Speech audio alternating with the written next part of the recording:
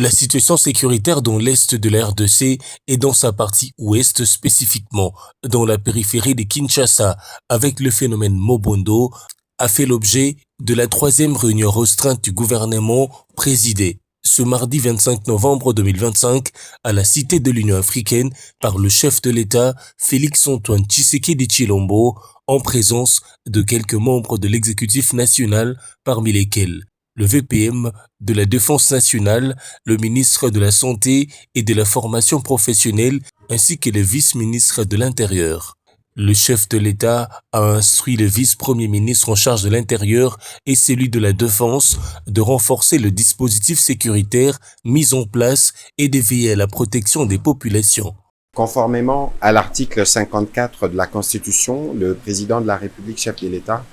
a présidé ce mardi 25 novembre 2025 à la Cité de l'Union africaine la troisième réunion restreinte du gouvernement. À l'ordre du jour, la communication du président de la République, les différents points d'information, mais aussi l'examen et l'adoption de textes. Le président de la République est revenu principalement sur la situation sécuritaire à la fois dans l'est de la République démocratique du Congo, mais aussi dans la partie ouest, spécifiquement dans la périphérie de Kinshasa avec le phénomène Mobondo. Il a à ses propos instruit le vice-premier ministre, ministre de l'Intérieur et celui de la Défense à prendre toutes les dispositions qu'il faut pour maintenir les dispositifs de sécurité et s'assurer de la protection de nos populations.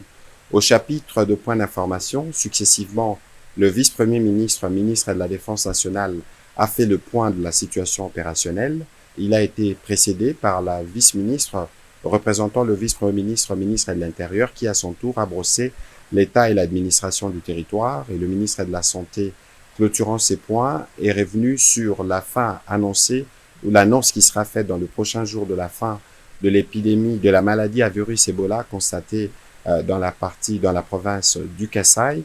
Au titre d'examen et d'adoption de textes, les ministres d'État, ministres de la Formation professionnelle,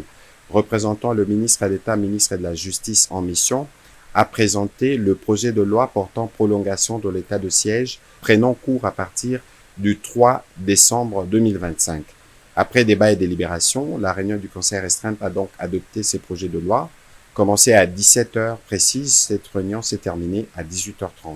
Les ministres de la Formation professionnelle, représentant les ministres de la Justice en mission, a présenté le projet de loi portant prorogation de l'état de siège pris en cours à partir du 3 décembre 2025. Après débat et délibération, la réunion du Conseil restreinte a adopté ce projet.